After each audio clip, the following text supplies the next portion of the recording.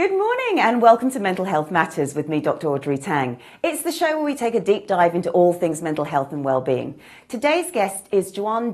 She has created Chinese Calligraphy Enhanced Therapy to bridge the gap between the Chinese community and their accessibility to conventional therapies. And today's topic is all about how to find the right practitioner for you.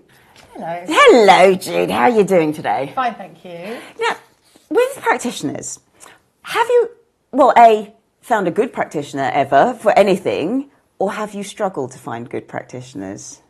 Other than my GP? Yes, because we have no choice with GPs, actually, in some ways. No, we don't. Yeah, I have two practitioners that I just love going to, which might sound a bit weird. But one is a chiropractor, so a conventional chiropractor, if you like, who manipulates, and I don't like all that, but I feel amazing afterwards. Yeah. And I also see a cranial osteopath as well. And I go to London. He's so good. I go into London for that quite regularly. And he's amazing. Yeah. So, yes, I have. I've tried a couple of other practitioners for different things, and, you know, they're okay. But I've not found amazing results. But, I think this is a common issue. And when it comes to practitioners, it's not necessarily that the practitioner is bad or anything like that even. It just may be that they don't suit you. And that's quite important to know, because I think you're going to go on a journey together. It kind of needs to work. Everyone has a different style as well. Yeah. So there's a lot of things to take into account when you are searching out a therapist, whether it's, you know, psychologist, counsellor, or physical therapist, if you like. Our resident psychologist, Dr Meg Arroll, is going to take us through the process of how to find a good practitioner.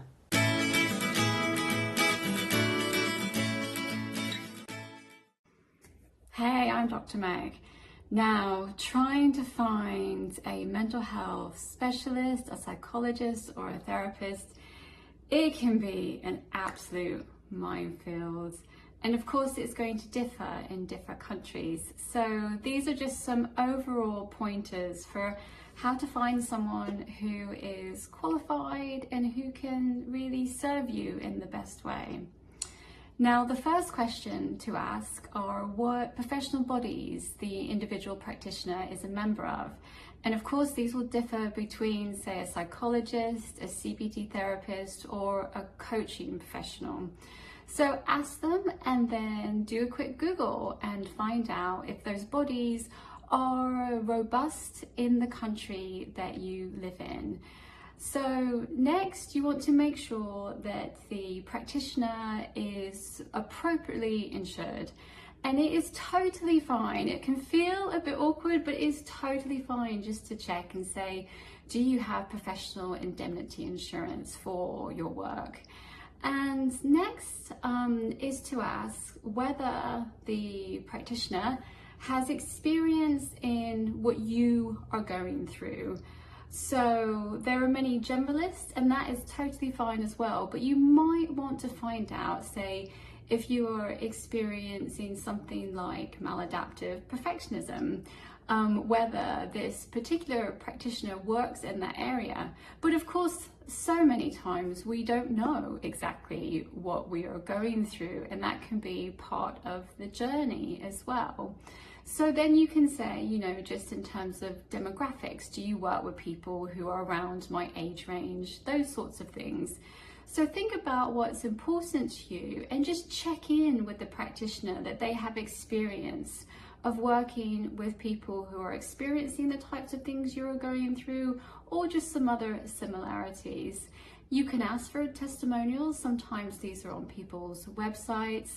But oftentimes, knowing that a person is adequately trained and qualified and insured and experienced, those are the things to look out for.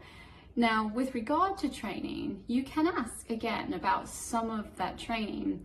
But if a professional is part of, say, something like in the UK, the British Psychological Society, if they are listed as chartered members, they kind of have already ticked those boxes to be able to say, yes, this person is trained to a very high level of professionalism. They actually do work to a code of ethics, which is incredibly important. And we know that they are very well qualified and safeguarded in this way.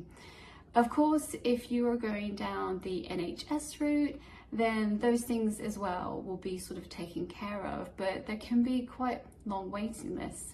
You may want to look at, in the UK, the IAP services, which stands for Increasing Access to Psychological Services. And in some areas of the country, you can actually self-refer to that too. So yes, there is a bit of work to do, and you can ask friends and family, if you're comfortable with that, to help you navigate. And bear in mind, even when you engage with a practitioner, you don't have to stay with that person. If you don't feel like you're building a rapport, you have the right to change, whether that is in private practice or within something like the NHS. So yes, it can be a journey. There are people though to support you on that. For instance, your GP or your primary care physician can be a port of call. Bearing in mind there can be waiting lists for that too. The NHS does have a range of mental health services too, so you can look into that. And there is a lot of information. There's a lot of information on the internet. And that can be a good thing, and that can also be a disadvantage, because some of it is not evidence-based and some of it is potentially harmful. So to just take a critical view again of the information you're looking at. If someone is promising you a quick fix for mental health, in general, it just doesn't work that way. Now, on this journey with mental health, it can take time and it can be effortful, but it is worth it. So just taking the step to start thinking about improving resilience, improving that level of psychological robustness is an amazing step. So yes, wishing you all the best with that.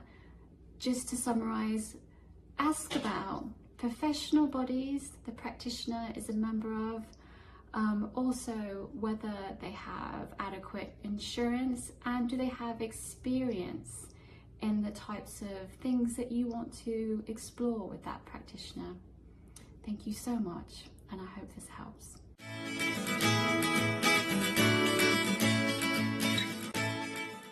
Welcome back to Mental Health Matters, and welcome to the show, Juan. Thank you, Audrey. Thank you, Judith. Now, Juan's actually been on our show before because she has talked about her therapy that she has created, but we're going to find out a little bit more now. We've actually got her in the studio, so this is very exciting. So when you were on the show before, you talked about the importance of culturally sensitive therapy, so understanding language, understanding nuance, understanding behaviour. How have you found your work to have been able to enhance that accessibility within the Chinese community, not just in the UK, but abroad as well?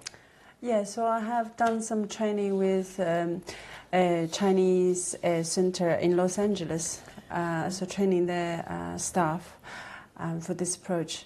I've done some workshops. I'm going to have one workshop at the British Psychological Society conference in July in Glasgow. For me, it's common sense. Yeah, yes, it is. We come from a different culture. We have a different upbringing. We understand the language differently.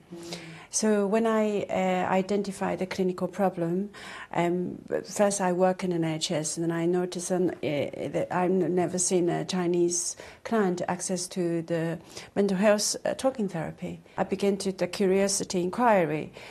Often I get a response from the top down is that's not our problem, is they don't access to therapy. Wow. So that's how I started to think about how this attitude can help with the situation. Mm-hmm. So I developed this approach. It's now trademarked as a Mindfulness Calligraphy Enhanced Therapy, MCET.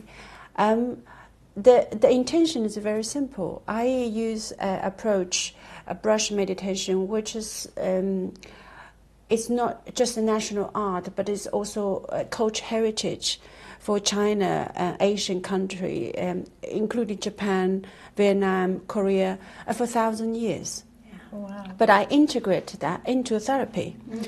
So it's a new approach, and it is, it takes some time. It takes a little bit encouragement to people. Actually, was particularly people. I receive many people say, "Well, it's not talking therapy." That, and I it's quite interesting because of what I see. Therapy is a creative endeavor. You have to keep your mind open. So that's something I found quite strongly against. I think the equality is, it's not about this therapy provided you have a 6 months waiting list, or you have a 7 months waiting. It's about accessibility, as Audrey said. Yeah, that approach might be more familiar to you, not less intrusive. Yes. So that's something I'm very interested in, and potentially, hopefully, in the future, I could encourage more clinicians research. Together, we develop an innovative, culture-sensitive research and practice center. Oh, yes. Amazing. Oh, my goodness. So I am on the pathway. So I applied, I'm on a pioneer program in Brighton Innovation Center. So I have no business side of experience, but they took on my project because they think this project has a positive social impact. Oh, fantastic. I'm so happy to hear this. So I really hope, I went through lots of obstacles to develop approach and be accessed and to do a doctorate about that. And I hope future clinician research have less obstacles. They know there's a center for that. And then they can develop and research and practice. And then there's clients group known there's innovative center for different therapy might suit for them. It just opened doors for people. Absolutely, because even though one therapy has been created with this particular need in mind, it doesn't mean it's not useful for other people. Yeah. Yes. So that's I'm so proud of you. Thank you. I'm so pleased to hear that. Next thing is in terms of, it relates to this question about that sensitivity. Yes. When you talk about language, especially in Chinese, there are some words which we don't have in English. Yes. There are some words which have different meanings. Absolutely. And I don't think we realise that in conventional therapy. Yes. So how does that affect the person in therapy themselves when there is that language barrier, and how do you overcome that? Well, language is a very interesting thing. It's like, for example, let's say Chinese. Yeah? So there's people will know is Cantonese and Mandarin. Yeah. They have a very different in terms of pronunciation, but the written language is the same. So with the calligraphy, you use written language. Yeah. And with many dialects as well. China has many dialects. Some dialect I can understand, but the written language is the same. Yeah. So I think with the approach is you at the beginning they don't I've seen clients from second generation of Chinese, and they don't speak Chinese at all. Yeah. Yep. But they have. In their family history, there's a connection with the culture, and then the culture might speak to them, and then they want to find out more, and so you can write in English, in Chinese, or in any other language. So that actually the language, it doesn't matter, but it is about the expression. But in terms of different interpretation, the cultural nuances, the linguistic, yes. So. Can I give you a very simple example? Please. So let's say, what comes to my mind? So we say east wing, east wing, west wing, Yes. In English, there's a difference in terms of location, east or west. But in Chinese, east wind, 东风 means something pleasant.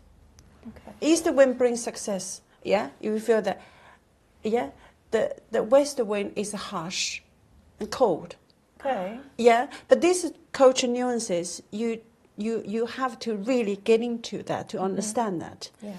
But I mean, I'm sure English has many things like proof in the pudding, right? Yeah. I have a difficulty to understand what does it actually mean, on the multiple layer. Yeah. So that's why I think the culturally sensitive therapy coming from, you have to go actually really interested in the root, and to develop. So most of the therapy we see, as you mentioned, CBT, psychodynamic, and the common, the different schools, they are Western developed. Yes. Developed the white theorists, white scholars, Male. and the research on Sorry. male, also majority male, also research on APA, and 95% of participants on research are white. Yes. So this is, we think about, we all very much develop technology and everything, but the systemic problem's still there. Yeah. And I don't think, this approach is going to solve the problem, but I do think have some function in terms of inspiring people or think differently and think there's other possibilities. I think the problem, Chinese community don't access to public mental health services. The problem is massive, and then not just Chinese communities, but I think, generally speaking, if you really look into data, people from ethnic minority, this is not a simple problem. No. But I think if we, as a clinician, a research, willing to face that problem, to think this is, we are possibly problem solver, to think from the client's perspective rather than what we think is the best for them, is what we offer different choices for them. They have choices, and that's, for me, that's equality. Well, at the end of the day, that's what and people like you are there to help the people that need it, that can't access it. So it needs to be a two-way thing, I would imagine. Absolutely, absolutely. To try and kind of solve that accessibility. Yeah. So talking about accessibility, your therapies are not just for the Chinese community, thank goodness. It means that people like me and others can access it too. Yeah. So can you tell us about some of your workshops that you've got coming up and your retreats? Obviously, you've mentioned the work you're doing in Brighton, but have you got anything else? So I have we have done some workshop in the past. The participant, they could be people have a mental health problems, clinicians, or just people interested in that approach. And I have one coming up at the Glasgow BPS conference in July. Okay. So I have a 1-hour workshop. So if you're interested, come to see me. And well, you have to get the tickets for the conference, and I'm afraid. She's worth it. Thank you. I'm also interested in do a few more and locally. So if you're interested in a workshop, and then keep in touch with me. So at the moment I'm doing quite a few bits, and I do hope to offer a more kind of workshop retreat in the future. Brilliant. Yeah. Oh, you'll have to let us know details when you do. Yes, thank you. Yeah, thank you. Oh, it's brilliant. And within that, your focus is on mindfulness in general. Now, Jude and I have varying experiences with mindfulness, varying sort of feelings about it as well. And why is mindfulness in general so helpful? And why in particular is your style? Yeah, okay. Well, I think, particularly so helpful, there's many research have been done on that, yeah? I think for me, the thing I'm doing is slowing down, but not slow. Slowing down, but not slow. What I believe is we have potential, to solve the problems, whatever problem we have the potential. As a therapist, I keep a quite positive attitude. I think with brush approach is you first of all, you're not in a rush. When we normally we see people in the streets and work, they're on the phone all the time. They're all the video TikToks. Could be easily gone just 2 hours. You know, your mind is constantly stimulated but not nourished. Yeah. What a lovely phrase. Yeah, it is really. Yeah. That's Constant so stimulate. So with this approach I use a very traditional method. I grind the ink with the client. So we not come to the session and say, how are you feeling today? Yeah, because you probably the minute before you were on this, blah, blah, blah. That's a good point. Yeah. So you say, oh, I don't know what am I feeling today. I'm still going to this. We don't, yeah. We prepare. So we grind ink together. You don't have to speak for anything. Yeah. And I found lots of people who have a difficulty come to the sessions. Oh, my feelings are, because not everyone have the vocabulary to capture exactly their feelings. That's very true. So instead of just straight on, how are you feeling today? Oh, I'm okay. I'm sad. Or just we just in mindfully in silent prepare, and then the clients can test in color, and that time they are focusing on the grind ink process, but doesn't mean they don't think. That's true. Yeah? They still think, but that time allow them to slow it down, actually filtering all those noises to think about it. And then you invite the client to for me, often is write whatever come to their mind. Go from there. So, do you see what I mean? Yeah. Would I come in? Yes. Yeah. So then, Feeling very relaxed just listening to you talking Literally about thinking it. the same thing. Yeah. Literally. I mean, we're keeping Juan with us because we're going to see this in practice in a moment, which is very exciting. But before that, we're going to go over to our resident nutritionist from Stress Less Living. It's Felicia Jones. She's going to be talking to us about how she manages stress at work. So again, giving you lots of options. And we're going to be back with a mindfulness session with Juan.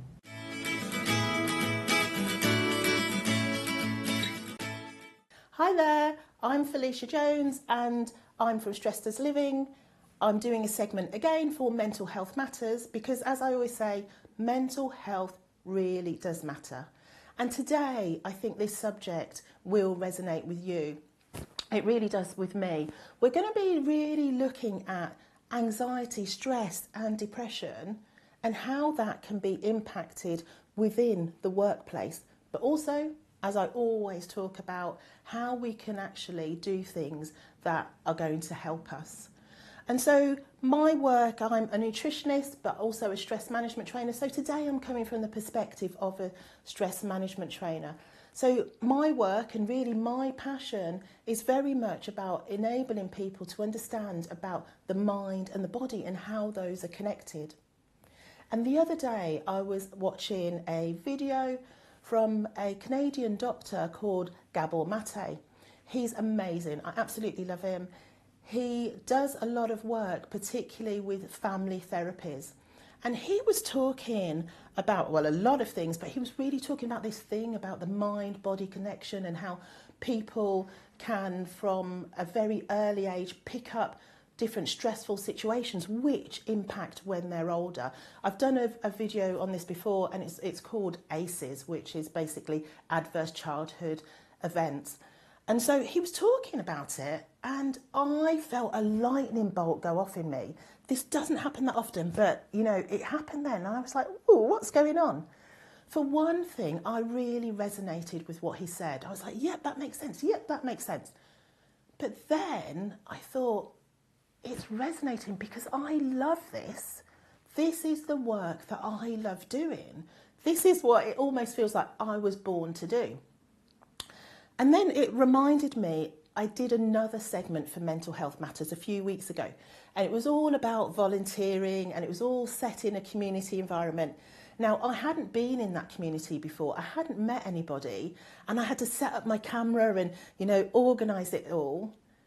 I think, you know, years ago that would have been really stressful for me, but I did it, and I thought, oh, I love this. This is what I do. This is what I really enjoy. And it got me thinking that this isn't the experience that everybody has. What we know from the Health and Safety Executive is that 16.9 days a year a loss for every individual. So obviously that's an average, but every individual because of stress, depression and anxiety. And I think that's really sad because most of us will work a third, at least 2/3 of our lives at work, doing work. And so, being in an environment that you're not happy in, it's just miserable. That's not a good thing at all. And so that's one of the reasons that I wanted to talk about this. And so if you're feeling slightly, well, how do I know if I'm stressed, if it's anxiety, if I'm not feeling comfortable at work? Often what I'd say is it's probably that it's not the best fit. It might have started off as the best fit, but now something is slightly off. Or it could be that it's simply not the best fit. I know myself that I've taken jobs because of finances, or maybe it's because of a job that looked great and I thought, I'll progress up the career ladder. When you get there, it doesn't give you that visual feeling. It's just, or those are not feelings that you want. You want to have that, visual feeling. You want to feel excited about being in. And I often speak to people who aren't happy at work, and the different scenarios I see. One is that people feel that they're just being micromanaged, that they're really skilled. They've got so much ability, but they have somebody going, oh, I want to see that. Have you done that? Have you done that? Have you done that? Have you done that? And it drives them mad. Or it could be that you similar to this, you're bored. You're totally bored out of your brain. I know in earlier days that was the case for me. And it was funny because people were talking about stress and talking about stress when you had too much to do. For me, it was really stressful being in an environment where I had nothing to do. I wanted to have a lot more. And that might be a scenario you're in. And then the third thing that I see is having a boss who is quite domineering and you feeling overwhelmed. I don't know if you've ever seen the film The Devil Wears Prada. It's actually one of my favourite films for lots of different reasons. But the character that's the boss, Meryl Streep, she always comes in with her coat, pulls it off, slams it on the desk of her admin assistant and her other assistant. And then she starts barking out all of these instructions. Now, watching it, there's a little bit of comedy in there, but there's also that is horrendous. Speaking to people, they actually do have experiences similar to that in the workplace, where not a boss slamming the coat down, but maybe a boss who's just barking out instructions or just giving too much workload, just overloading, and people feel overwhelmed. So, in those environments, what can you do? It's not always easy to speak to your boss. If you can, that's great. But one thing I'd say to do is really start looking at yourself. Start making a list of your skills and what you're good at. Start thinking about things that you enjoy and doing them more. I mean, for me, I really like using my body. I like running. I like swimming. The more that I do that, the better I actually feel. For you, it might be something else. It might be doing activity. It might be doing a hobby. Try spending more time doing that, because when you're actually doing that, it means that the job isn't the primary focus. You actually have something else that you enjoy. So really start building up things that give you confidence. And if you think to yourself, enough's enough, I need to go. Or you're just thinking, I just want to advance in my career and go somewhere else. Different things you can do are thinking about, how are you going to test the waters? A few weeks ago, I did a podcast for Mental Health Matters, and it was all around volunteering. It was amazing. But volunteering in itself is such a good way to test the waters. What you can do is you can, actually contact an organisation if you want to, but lots of organisations have vacancies that they need filling. It might only be an hour a month. And similarly to volunteering, what you could do is, if you're starting a business, put something on social media to say, I'm starting my business, and if you want to have this service for free, you can come to me. Again, that's testing things out. That's trialling things to see if it's right for you. And then think about what's going to give you that visceral feeling. Really, what do you want to do? So being at work is such an important thing. It takes up a huge amount of our life. And being happy at work, that's a right. That's something that you should have. You shouldn't be taking off the 19.6 days because of stress, anxiety and depression. You should be really enjoying it, really having that visceral feeling. So think about what brings you joy at work. Until next time. Welcome back to the show. As you can see, we are really set up here. Over to you, Juan. Okay, so I'll just briefly go through this. Yeah, so this is the traditional ink stone. So in the MSCET, we will grind ink together. Yeah. So I have my set. The clients will have a client set. Instead of talk about how you're feeling today, we grind ink together. Yeah. And then we, so normally the deep side of this stone is called ocean. So normally you can do anti-clockwise, yeah, or clockwise, whatever, but it just keep the consistency. And then you can gradually see the color. For example, now it will be very light.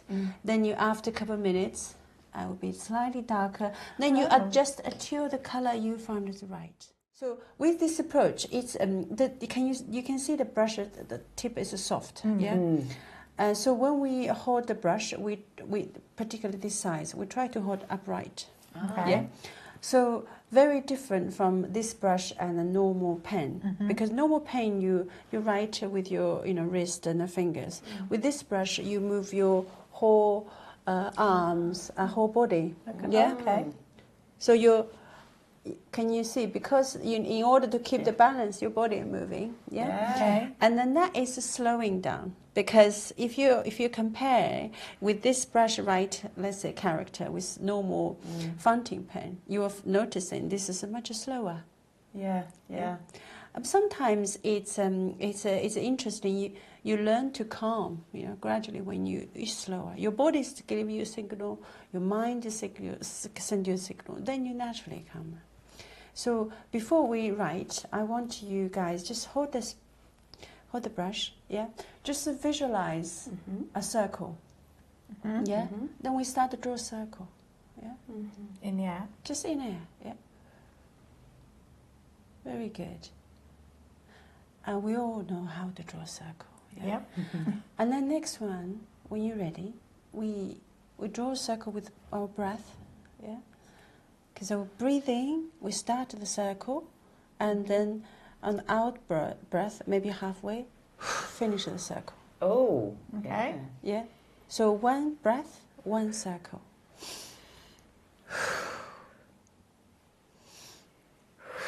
Okay, very good. So now we navigate that with the real ink. Okay. So, so if you just dipping some of the ink, the both of the same. Both yeah. Just and then you can, if it's too much color, you just just the side to make sure it's all right. Yeah. Is that enough? Yeah, it's fine. That's fine. Okay. Yeah. So now same as we just did. Just breathing and breathing out. Finish the circle. Very good. Very good. Interesting. Very good. Yeah. So feel free to draw a slightly bigger circle. I know the table is quite small, but feel free to draw slightly bigger, then different, maybe different sizes. Yeah, and remember to breathe.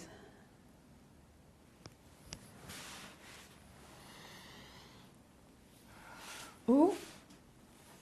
Very good. Yeah, very good. Wasn't a very good circle. Try to. This is kind of fun. It takes you back to being a child, actually. It's lovely. So noticing when you're judging yourself, not good circle.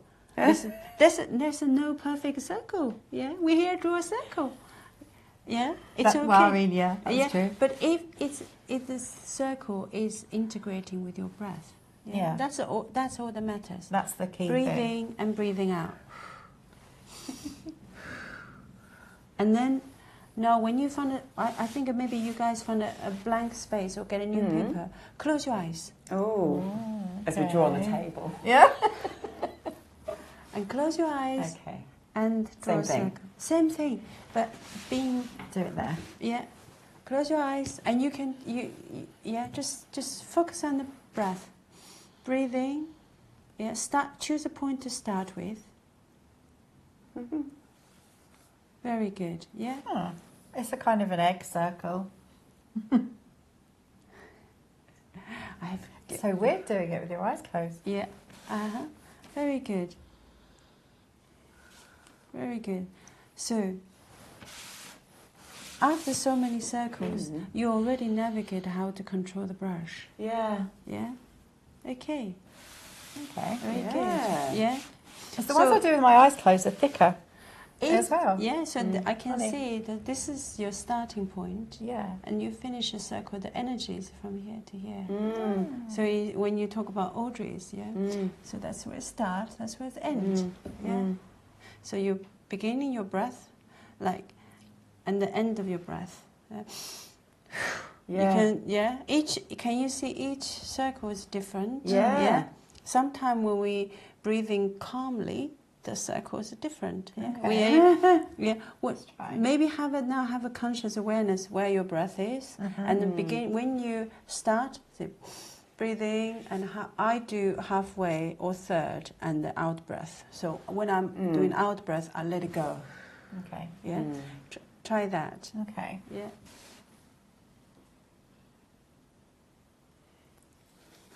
Hey, let go. Exactly. Do you feel anything when you let it go?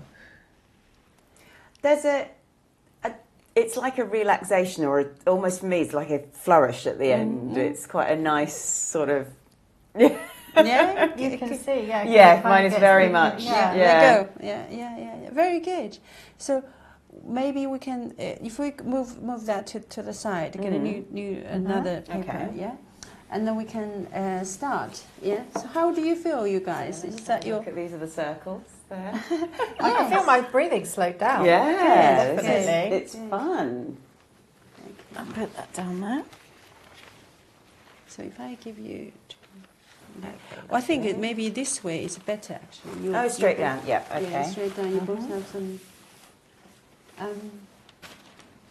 Thank you. That's okay. So you already know how to navigate the brush, yeah? So now we just sit for a bit. Just feel where you are at the moment. Yeah? Not to rush for anything. Just feel where you are. You can, feel free to put the brush on the table. You want to hold it? It's okay too. I quite like holding it. Okay. It's quite, That's good. Just feel where you are, okay? Your feet is on the floor, and your whole body is upright. Yeah. So when we write in characters, I'm inviting you to feel your whole body is moving, okay? And allow that to move. Okay. Yeah? It's allowing that creativity, the freedom to move.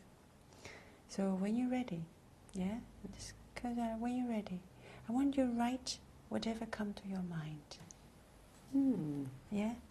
And no rush, slow, think about breathing. Begin and finish. Any characters, whatever comes to your mind. Is it language or drawing?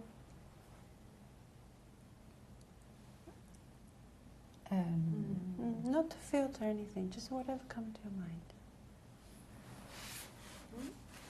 mind. With our eyes shut?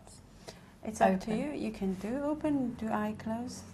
Whatever comes to your mind. If you can, if you want to write in a word, a phrase.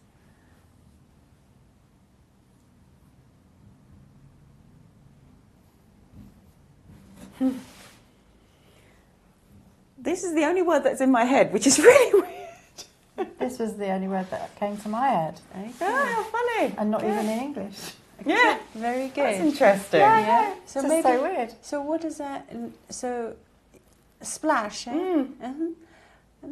Good. Do you want to expand a bit more? I think it's because I just had a lot of fun. Yeah. It was just it took me back to just when you could play and you could just draw anything and no one was judging and it was just enjoyable. And I think that splashing reminds me of that playfulness. Yeah. So I think that's where the word was just so strong for me. Good. And then the word played is quite playful as well. You see Yes. that, Yeah. And it just felt right to kind of just. Because sometimes I consciously try to draw something like this, but it wasn't a conscious thing. It was just, okay, well, and then I got confused with spelling halfway through. Very good. So when you look at the words, remind your childhood. Yes. What's your feelings? I think it's that carefreeness. Oh, And I okay. think that's something that I know I lose a lot as an adult because I don't, I organise a lot of, I manage a lot of stuff. So I think it's nice to have that opportunity to just go, Okay, so shall we put on the carefree in there? Because if you said as adult, you lose that bit, yeah? So it's there. Yeah. So if I will invite you to write the carefree. Just right, yes, yeah. Yeah, maybe, Just take a deep breath. Write from inwards. Don't worry about how it look, yeah? Yeah. And is that important to you? I think it's important now. I'm quite in the moment of what's important to me at each time, and I think it's an important thing right now, with everything that's going on, sort of thing. Okay. So, yeah. So how do you feel when you see the words? relaxed, happy. Just sort of safe, I guess. Okay, good. You can just kind of disappear into it and just take that moment and go, I love it. This is mine. Okay. We're not going any deeper. Yeah, we're going back to here. Is that okay? Yeah. So tell us, what do you written? Well, I've written le chien, which is dog in French. That's literally what came to my mind. I have a dog. I have two dogs. One of them, it's not fair to say I prefer one over the other. It's not true. But I spend a lot more time with one. He's just my world. So when you write this, which one you're thinking in your mind? My favorite one? He's not really my favourite, but he's the one because I can take him out and about. We can't really do that with the other one. Ben, he's called Ben. Okay. Yeah. So this is making you think of Ben. Yeah.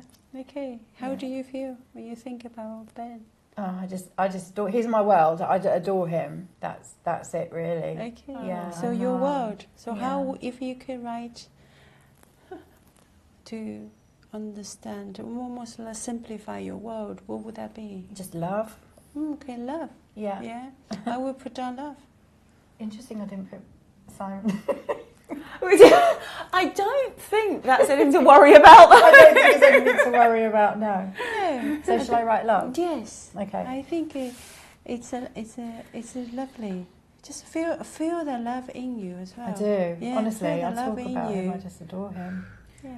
Because I think dogs also bring a different love to Yeah. people anyway. It's Yeah. it's a whole different thing that it connects with. Yeah, totally. So we are judging ourselves all the time. Yeah. We constantly put this. We need to be adults. We need to treat this dog and that dog fairly. You know, or like a carefree time is it's not. You know, it's something. That has to all be the put time has separately, to be. yeah. You know, can you see we limited ourselves? Yeah, there was a whole bunch of, not so much with you, but there's a whole bunch of justification and defensiveness and everything. Yes, yeah. And yet we've written such lovely things. Yeah. Can you see? I see that, beyond the surface? There's so much more in you. Yeah. And that complexity. Yeah. And then your love. You want the love to be, to two dogs equally, but in reality, maybe not. For some reason, it doesn't mean you don't love another dog. No. It's just your love towards each dog is different. Yeah. And then, but I will go a Totally. bit deeper in therapy. Yeah, and that's beautiful. And then that's also in many ways that's a humanity. Where you cannot love everything exactly the same because you're not programmed, and that's how we are. We got to, that part is coming through. I think what's just been so beautiful about this, and I know we will have to finish the segment now, but is the fact that what this allows you to do as a therapist is you're able to now work with your client in the moment that they bring to you. Yes. Because so often clients will come in, so to me as a business coach, going, this is the problem I've been told to talk about. It's never the problem. Yes, Wow, very yeah. good, very good, exactly. What I like, Audrey, you said about, and you want to be more present. You know, present. That's the only moment we have, right? It past is already gone. This is the what mindfulness is present moment. Future unknown. Yeah, but at this moment is the moment we live in. Maybe that's why I thought about my dog, because that is the only, when I'm walking him, it's the only time I can be in the moment in my whole life. Yes. So maybe that's why I thought of it. That's so interesting. Yeah. Oh Thank my you. goodness! I Yes, love it. Yeah. We could go on. We could. So we wrap this by maybe just you just think about allowing yourself to sink in just a couple of words to write right now. Yeah, whatever come to your mind. Is that okay? So finish this. We do a little closure about this. Okay. Yeah, just whatever come to your mind right now.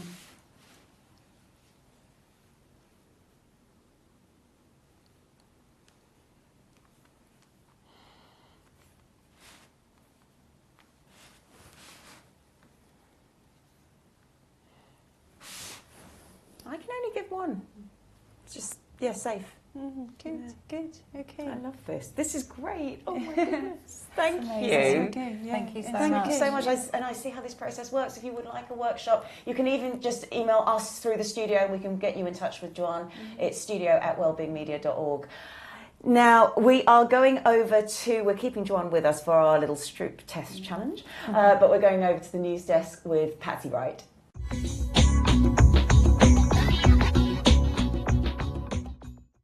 New research shows almost 3 in 5 Brits get the ick from gym photos on dating apps. But dating expert at the dating app Flirtini said, according to our data, the interest sport is one of the most popular among pairs that match. It explains why sport has always served as a powerful magnet to people. Sport helps people find common interests, get closer and trust other people. Sport also creates a certain conditions around you, sweat, smell and a groan. Many people find this attractive and even sexy. However, AI-powered personal trainer app Zing Coach surveyed 2,000 people and found that more than 59% admit that gym photos on dating profiles are a red flag. Does sweating it out in the gym turn you on or off? Let us know.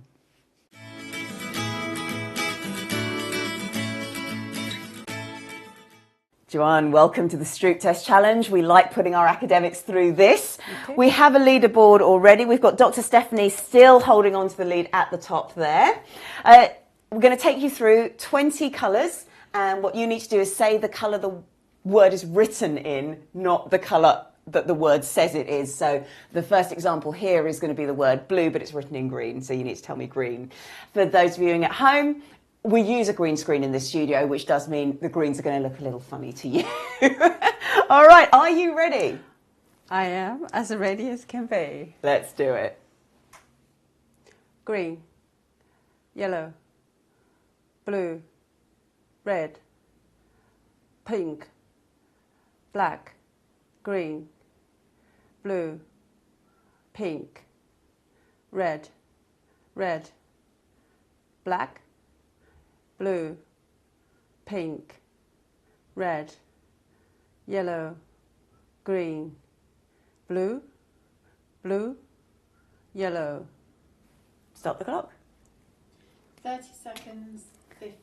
You got 30.5. 20 right and 30.5. That puts you into second place. Here, yay, well done. And all right. Perfect. Thank you. Now, just for our viewers, last words from yourself, for whether it's to clinicians out there who need to think about a more culturally sensitive approach, or whether it's to somebody looking for a practitioner. You know, I think you have to attune to your inner voice. when you are choosing whether a therapist approach, if you are a very creative person, and then I think you have to tap into that creativity when you find a practitioner, that something has to be there. Yeah, the ultimately you want the therapy to enhance your life and to offer you different kind of maybe thinking, maybe nourishing you, your mind, maybe help you to heal the trauma. You want to enhance the overall experience. So the power is within your hand. Yeah.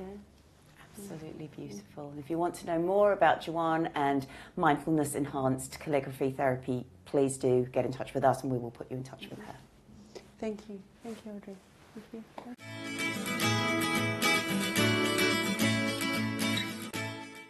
In today's Business Boost, I wanted to talk to you about how to find the best practitioner for running wellbeing workshops.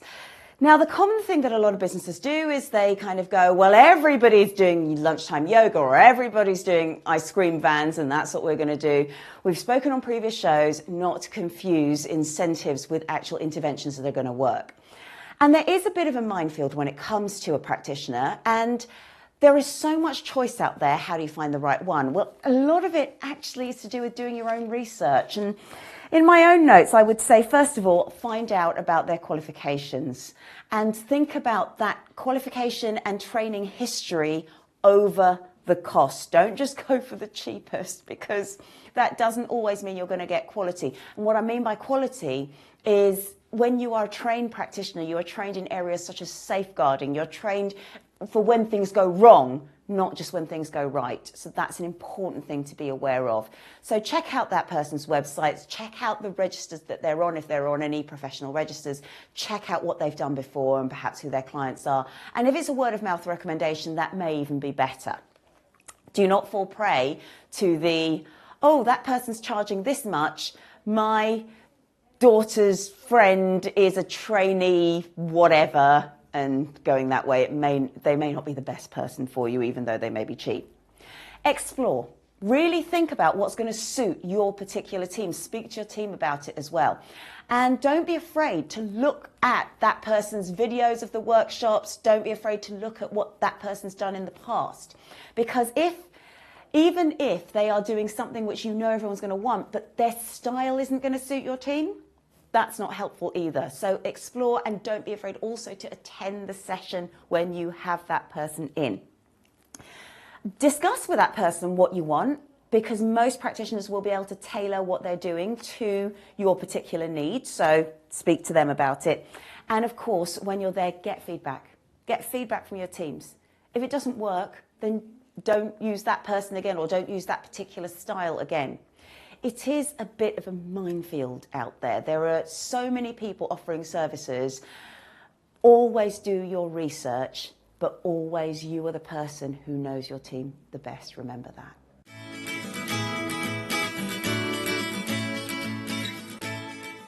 We spoke before the show and I said, I hate mindfulness. I don't like it. It makes me feel weird. I don't like, because I've got 101 things, as you do, going on in your mind. Yeah.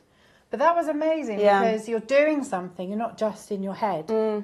So you're doing something which immediately, I found anyway, grounded. And also everything went out of my head apart from what I was doing. Yeah. And it gets you to focus in on probably to what's important to you, at least at that moment. Yeah. And again, as I say, I see clients, and we now do a mindfulness exercise to start with, just a breathing exercise, just to almost get them in a space to actually carry on the session.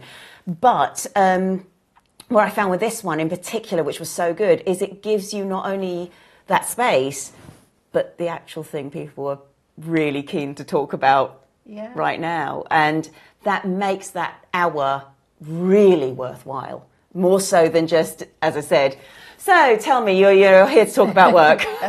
Exactly. And it's never about that. So it's about finding, for me, that exercise really gives you a good starting point to make the most of that limited amount of time you have with a therapist as well. As always, thank you for tuning in. Have a healthy week.